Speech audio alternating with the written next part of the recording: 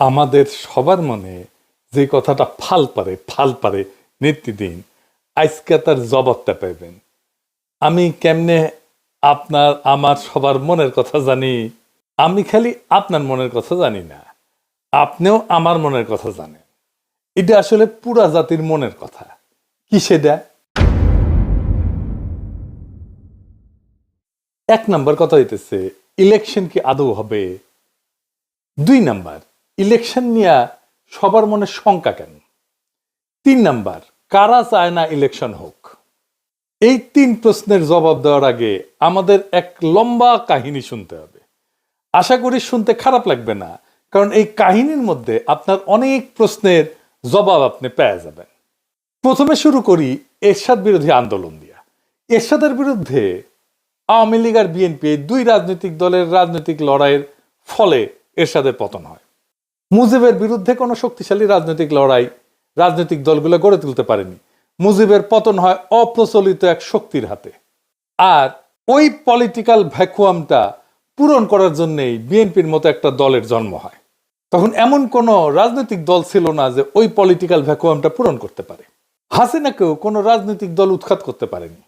এমনকি হাসিনার বিরুদ্ধে কোনো রাজনৈতিক দল লড়াইও তৈরি করতে পারেনি তেমন শক্ত কোনো। হাসিনার পতন হয়েছে রাজনৈতিক দলের বাইরের শক্তির হাতে। এই বাইরের রাজনৈতিক শক্তি শুধু ছাত্ররা না, রাজনৈতিক দলের বাইরের শক্তি অনেকগুলো ছিল, অনেক কয়েকজন দাঁড়ায় গেছিল। এরা কারা কারা? এদের চেনা কঠিন না। এরা এক একটা রাজনৈতিক লড়াইয়ের মধ্যে দিয়ে রাজনৈতিক শক্তি হয়ে উঠছে। আসেন দেখি তারা কারা। হাসিনার আমলে হাসিনার শাসনকে নাড়া দিতে পারছে সত্যিকার অর্থে 4টা আন্দোলন, যে আন্দোলনগুলোতে সাধারণ মানুষ সম্পৃক্ত হয়েছিল। রাজনৈতিক দলগুলো আন্দোলন করছে, জামাত আন্দোলন করছে আগে, বিএনপি আগে আন্দোলন করছে, কিন্তু সাধারণ মানুষ সেটাতে সম্পৃক্ত হয় না। জামাতের একটা আন্দোলনেই সাধারণ মানুষ সম্পৃক্ত হয়েছিল, সেটা হইতেছে মৌলানা দেলোয়ার হোসেন সাঈদীর ফাঁসির আদেশ দেওয়ার পরে। কিন্তু সেই আন্দোলনটা খুব বেশি দিন চালাইতে পারেনি তারা। তাহলে এই অরাজনৈতিক শক্তিগুলোর আন্দোলনগুলো কি কি? 1 নাম্বার, হেফাজতের 5ই মের আন্দোলন। 2 নাম্বার, নুরুল হক নুরদের টাইমের সে কোটা সংস্কার আন্দোলন। 3 নাম্বার, নিরাপদ সড়কের আন্দোলন। আর ফাইনালি 2024-এ কোটা আন্দোলন এবং আলটিমেটলি বর্ষা বিপ্লব। এই সব কয়টা আন্দোলনের সর্বশক্তি নিয়ে নেতা থেকে শুরু করে কর্মী সমর্থক পর্যন্ত ছিল জামাত শিবির। বিএনপির নেতারা না থাকলেও কর্মীরা অনেকেই থাকতো, প্রায় সকলেই থাকতো বলা চলে। এই লড়াইগুলোতে নিজেদের তাগিদে তারা যুক্ত হইতো।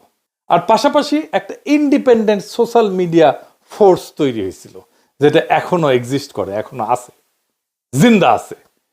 এই যে লড়াইগুলোতে জামাতের অংশগ্রহণ, লড়াইগুলোর একটা গুণগত পরিবর্তন করে দিছিল। সেটা হইতেছে রাজনৈতিক লড়াই পরিচালিত হইতেছে ইসলামী রাজনৈতিক চিন্তায় ভর কইরা। বিএনপির কর্মীরা সংখ্যা বাড়াইছে, কিন্তু লড়াইয়ে কোনো কর্তৃত্ব বা বয়ান তৈরি করতে পারে নাই, নেতৃত্বও নিতে পারে নাই। রাজনৈতিক লড়াইয়ের ভাষাও পরিবর্তন হইতে থাকে। স্বাধীনতার বদলে আজাদি শুনি আমরা, বিপ্লব দীর্ঘজীবী হোক এর বদলে শুনি ইনকিলাব জিন্দাবাদ। এমনকি বামপন্থীরাও কারবালা বলে, আমি জাহিলিয়াত বলে। শোষক আর শোষিতের বদলে আমরা ব্যবহার করি জুলুম আর মজলুম। ন্যায়ের বদলে ব্যবহার করি ইনসাফ। গণভবন দখল করাকে বলি আমরা ফতে গণভবন। লড়াইয়ের ভাষা দিয়ে বুঝতে পারবেন কারা লড়াইয়ের মূল শক্তি। এই লড়াইয়ের মূল শক্তি ছিল বাংলাদেশের ইসলামপন্থী রাজনৈতিক শক্তি। বিপুল পরিমাণে মাদ্রাসার ছাত্র শহীদ হয়েছে। হাসিনার সবচেয়ে বড় ভুল হয়েছিল কি জানেন? নিরাপদ সড়ক আন্দোলনকে গুন্ডা দিয়া থামানো। ওই নিরাপদ সড়কের লড়াই যে স্কুল ছাত্ররা করছিল, তারাই 2024-এ বিশ্ববিদ্যালয়ের ছাত্র হয়। এরা আগের অভিজ্ঞতায় জানে কিভাবে হাসিনা দমায় দেয় আন্দোলনকে। তারাও আগের অভিজ্ঞতা কাজে লাগায় জান লড়াইয়ে ফাইট দিল। সারা দেশের মানুষ পাশে দাঁড়াইলো। হাসিনা পলাইলো। বাঙ্গু এলিটেরা, সুশীলেরা দেখলো তার সাম্রাজ্য ধরঝর করে ভেঙে পড়তেছে, ধ্বংস হয়ে যাইতেছে। আগায় আসলো সেই সিভিল মিলিটারি ব্যুরোক্রেসি। ওয়াকার সাহেব গাড়ি পেটাই দিল, বুড়া চ্যাংড়া সব পলিটিক্যাল লিডারদেরকে ডাইকে নিয়ে গেল। তারা নাচতে নাচতে চলে গেল। একটা সরকার হইল, ইন্টেরিম সরকার, যার কাজ হবে শুধু ইলেকশন। ওয়াকার সাহেব বুকে পাথর বেঁধে একটা সরকার উপহার দিল বাংলাদেশকে। বুকের রক্ত দিল সাধারণ মানুষ, যে রক্ত নেওয়ার কাজ করছে ওয়াকারের কমান্ডে থাকা অফিসারও। সে বিপ্লবোত্তর সরকার তৈরি করে ওয়াকার। কি তামাশা!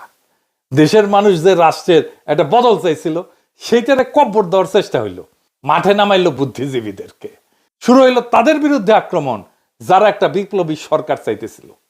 একদিকে ডাক্তার জাহেদ, তাসনিম খলিলের মতো সুশীল, আর একদিকে ওয়াকারের পোত বালকের মতো কুত্তা, বিরানি আলমের মতো মাদার বোর্ডেরা, আর সাথে জুটলো নটি মাগিরা, নাম কইলাম না, আমাদের দাবরানির উপরে রাখলো। অভিযোগ কি? আমরা নির্বাচন চাই না, আমরা কামান চাইছিলাম। প্রফেসর ইউনূস আমাদের পিস্তল দিতেছিল, অন্তত যেন সেইটা পাই, দুধের স্বাদ যেন ঘোলে মিটাইতে পারি, সেইটা করতে চাইছিলাম, সেটাও করতে দেবে না। ডাক্তার জাহেদের কথাগুলো দেখেন, এটা বিপ্লব না, তার মূল কথা ছিল বিপ্লব হইলে তো একটা আমূল পরিবর্তনের পথে আগাইতে হবে, সেটা তারা আগাইতে দেবে না। এদের মূল চিন্তা হইলো একটাই, কি সেটা? সেই চিন্তা হইতেছে আপাতত তো ঠেকানো গেছে, ধ্বংস হওয়া এস্টাবলিশমেন্টটা যা এতদিন ধরে চলছে, কিন্তু শেষ রক্ষা হবে কি? এই লড়াইয়ের মধ্যে দিয়ে বাংলাদেশে ইসলামী একটা শক্তি উত্থিত হয়েছে, এইটারে কেমনে সামলানো যাবে? এরা যদি আবার ভাঙ্গা ফেলে সবকিছু পুরানো কাঠামোকে, তখন শুরু হইল সংস্কার নিয়ে টালবাহানা, সরকারের বৈধতা নিয়ে প্রশ্ন। 31 দফাই নাকি সংস্কার। এই 55 বছর ধরে চলে আসা লুটপাটের বন্দোবস্ত কিভাবে টিকায় রাখা যায়, এই নিয়ে একটা ঐক্য হইল। কার কার ঐক্য হইল? ওয়াকার, বিএনপি আর ওয়াকারের সাথে নিঃশব্দে আওয়ামী লীগ আর ভারতের মধ্যে। আওয়ামী লীগের সাথে বিএনপির ঘুটু আছে, এটা তো বানায় বলতেছি না। আপনার এলাকায় আওয়ামী লীগ কার শেল্টারে আছে দেখেন। এস আলমের ব্যবসা দেখে সালাউদ্দিন সাহেব, এস আলমের গাড়ি সরায় বহিষ্কৃত হয়েছিল যারা, তাদেরকে আবার ফিরায় নেওয়া হয়েছে। তাহলে সামে বহিষ্কার করছিল, এমনি এমনি মিশামিশি হুদাহুদি বহিষ্কার করছিল, দেখানোর জন্য বহিষ্কার করে। যতজনকে বহিষ্কার করছে সবাইকে ফিরে নিছে। আপনি হিসাব করে দেখেন, বিএনপি দেখায় বহিষ্কার করছে, তার কিছুদিন পরে সামে আসতে কইরা তাদেরকে ফিরায় নেয় দলে, সব কয়টারে ফিরায় নিছে। দেখেন ওদেরকে আবার ফিরে নিছে, ওকে আবার নমিনেশনও দেওয়া হয়েছে। বিএনপি তারেক রহমানের সাথে লন্ডনে গিয়ে দেখা করে। এইসব স্থগিতাদেশ, বহিষ্কার সব লোক দেখানো কাজ। ফজা পাগলার তো প্রাথমিক সদস্য পদ স্থগিত হয়েছে, অগাস্ট মাসে স্থগিত করছে 3 মাসের জন্য। তো তাইলে নমিনেশন পাই কিভাবে? ওর তো সদস্য পদই নাই। আর একটা মজা দেখায়, বিএনপির একটা নীতি নিছিল, এক পরিবার এক প্রার্থী। যে দেখেন, মানে এক পরিবার থেকে একজনই প্রার্থী হবে। খন্দকার মোশাররফ এসে গল্প করে কইছেন, দেখেছেন আমরা এক পরিবার থেকে একজনের বেশি প্রার্থী দেই নাই।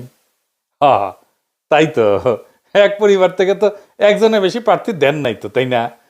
তারেক রহমানের পরিবার থেকে তো 2 জন প্রার্থী, তারেক রহমান আর বেগম খালেদা জিয়া। মানে নীতি সবার জন্য, ওনাদের জন্য না, তাই না? ওনারা নীতির উপরে, হুদাই নীতি কথা তাইলে কর দরকার আছে। এর মধ্যে বিএনপি প্রফেসর ইউনূসের সরকারে কাউরে কাউরে তার কোলে নিয়ে নিছে, যেন তারা একসাথে এই সিস্টেমটাকে টিকায় রাখতে পারে। এতদিন তারা মোটামুটি খোশ মেজাজেই ছিল, কিন্তু সব হিসাব তাদের পাল্টে গেল। একটা ভয় তাদের তারায় ফেরতেছে সেই দিন থেকে, বিরাট একটা ভয়। কি সেই ভয়? আর কেন তাদেরকে তারায় ফেরতেছে, আর কোন দিন থেকে তারা ভয় পাইতেছে, সেই জিনিসটা আসেন বুঝে দেখি। গত 20 বছরে যারা ভোটার হয়েছে, তারা কারে ভোট দিবে জানেন? জানেন না তো, আমরা কেউই জানি না। বিএনপি কে যে ভোট দিবে না এটা তো জানা গেছে। ছাত্র সংসদ নির্বাচনে দেখা গেছে তরুণেরা ভোট দিতেছে বিএনপি কে না। বিএনপি থার্ড হয়েছে বেশিরভাগ জায়গায়। আগে তো টাকা দিয়া ভোট কেনা যাইতো, গুন্ডার হুন্ডা দিয়া কেন্দ্র দখল করা যাইতো। এটা কি আবার করা যাবে? যাবে না, ওরাও নিশ্চিত না। আগে মনে করেছিল ইলেকশন দিলে তো বিএনপি জিতে যাবে, তাই রে নাই রে না। এখন সেই কনফিডেন্স আর নাই। কনফিডেন্স থাকলে জাস্টিস শাহাবুদ্দিনের 91 ইলেকশনের মতো একটা ইলেকশন করে ফেলতো, সবকিছু ঠিক আছে। এরশাদ নাই, বাকি সব ঠিক আছে, তাই হইতো। ওইটা করলে একটা মোটামুটি ফেয়ার ইলেকশন দিত। যদিও ফেয়ার ইলেকশন দিলে 91 মতো চমক আসতে পারে। 91 কি হয়েছিল জানেন? আর্মি, প্রশাসন, পুলিশ, ব্যুরোক্রেসি, এমনকি বিএনপিও মনে করেছিল আওয়ামী লীগ ক্ষমতা আসবে। ক্ষমতা আসলো বিএনপি। ওই একই অবস্থা হবে এবার। আর্মি তো বিএনপির সাপোর্ট দিতেছে, ওয়াকার দিতেছে। প্রফেসর ইউনূসের সরকারের কিছু উপদেষ্টাও কাজ করতেছে বিএনপির জন্য। কিছু যে ভিড়িছে, বিএনপি কইছে আপনাকে রাখবো আমরা পরের সরকারে, আর আনন্দে চলে গেছে আর কি। জামাত মনে করে যে বিএনপি ক্ষমতা আসতেছে, কিন্তু ডিপ স্টেট এটা মনে করে না। তারা সেই জন্য 2008 সালের নির্বাচনের মতো ব্যবস্থা করতে যাচ্ছে, যেখানে সুনিপুণ ভাবে গোয়েন্দা সংস্থা নিয়ন্ত্রিত একটা ইলেকশন হবে। বিএনপির সাথে ওয়াকার আছে, কিন্তু ব্যুরোক্রেসি পুলিশের পুরোটা নাই। এটাই বিএনপির মাথা ব্যথা, ওয়াকারেরও মাথা ব্যথা। প্রফেসর ইউনূসের বেশ কিছু উপদেষ্টা কবজা করে ফেলছে, তাই বিএনপি প্রশাসন আর পুলিশ আর ব্যুরোক্রেসিকে কিভাবে কবজা করা যায় এই গুটু করিচ্ছে। প্রফেসর ইউনূসের কাছে খালি ধর্ণা দিচ্ছে। জামাত কি বুঝবার পারিচ্ছে যে এরকম একটা নির্বাচনের পায়তারা চলিচ্ছে? 2008 সালে কিন্তু বিএনপি বুঝতে পারে নাই, এমনকি জামাতও বুঝতে পারে নাই এমন ইলেকশন একটা হইতেছে। অনেকে মানা করছিল কিন্তু বিএনপিকে ওই নির্বাচনে না যাইতে, যেমন ফরহাদ মজার ভাই কইছিলেন। এটা ফরহাদ মজার আমাকে নিজেই কইছেন। এইবার জামাত আগে থেকে সতর্ক, তাই দেখেন জামাতের বিরুদ্ধে কামান দাগানো ইতিমধ্যে শুরু হয়েছে। জামাত নাকি নির্বাচনই চায় না, মানে শিবির যেটি নির্বাচন করেছে সেটি তো জিতিচ্ছে। জামাতের অবস্থা আপনারা জানেন, জামাতের তো অবস্থা খারাপ না, জামাতের জনপ্রিয়তা বাড়ছে। না, জামাত কেন নির্বাচন চাইবে না? বুঝতে পারতেছেন তো কে কেন কোন কথা কইতেছে? জামাত যদি মাঠ ফাঁকা মাঠ ছাইরা না দেয়, ছাইরা দেওয়ার সম্ভাবনা কম, তাইলে একটা ভয়ঙ্কর সংঘাতময় নির্বাচন হবে। কার কার মধ্যে সংঘাত হবে? যারা একটা পাতানো নির্বাচন করতে চাইতেছে আর যারা নির্বাচনে বিজয়ী হইতে চায়, জনগণের যাদের সমর্থন আছে। প্রফেসর ইউনূস বলছেন একটা সুন্দর নির্বাচন উপহার দিতে চান। যদি তাই চান তাহলে গোয়েন্দা সংস্থার এই পরিকল্পনা যেন বাস্তবায়ন করতে না পারে সেই ব্যবস্থা প্রফেসর ইউনূসকে করতে হবে। কোন রাজনৈতিক দলের আবদারে চাপে প্রশাসনে বা পুলিশে কোনো পরিবর্তন করবেন না। আপনার নিরাপত্তা উপদেষ্টা নাকি পুলিশেও নাক গলাইতেছে, শোনা যাইতেছে ওনার সাথে নাকি তারেক রহমানের বরাবর হয়েছে, সিস্টেম হয়েছে। সেই জন্য তার বিরুদ্ধে বিএনপি নীরব হয়ে গেছে। আগে দেখেছিলেন না, একসময় মনে হয়েছিল খলিলুর রহমানকে তো না সরাইলে মুখ ধোবো না, ভাত খাবো না, ঘুম যাবো না আজকে রাতে, এটাই করছিল বিএনপি। এখন সব কিছু শান্ত, ঠান্ডা, পুকুরের মতো শান্ত। খলিলুর রহমান এখন তাদের সমস্যা না। ক্ষমতা একটা আশ্চর্য জিনিস, বুঝছাও? কত মানুষকে পাল্টায় যেতে দেখলেন। কখনো যদি আমাক দেখেন ক্ষমতার কাছাকাছি দৌড় মারিচ্ছি, পিছে থেকে টেনে ধরে রাখবেন, খিচ্চা টেনে ধরে রাখবেন, যেন উঠে যাবেন না পারি। যাই হোক, বাংলাদেশের দুর্ভাগ্য হইতেছে মুষ্টিমেয় এলিট সংখ্যাগুরু মানুষকে শাসন করে সবসময়। আর সংখ্যাগুরু মানুষ এই এলিটদেরকে উৎখাত করার জন্য রক্ত দেয়, তারপর আবার বুঝায় টুজায় আবার এলিটরা এসে বসে পড়ে। এই ব্যবস্থাকে উৎখাত করার সুযোগ এসেছিল 5ই আগস্টে, আমরা হারাইছি সেই সুযোগ। সামনে নির্বাচনে যদি সিস্টেম করে জিতায় দেওয়ার চেষ্টা করা হয়, তাহলে বিপ্লবের যেটুকু অবশিষ্ট আছে না, তা ধ্বংস হয়ে যাবে। এখন আপনাদের কাছে প্রশ্ন, এই বিপ্লবকে কি ধ্বংস হইতে দিবেন?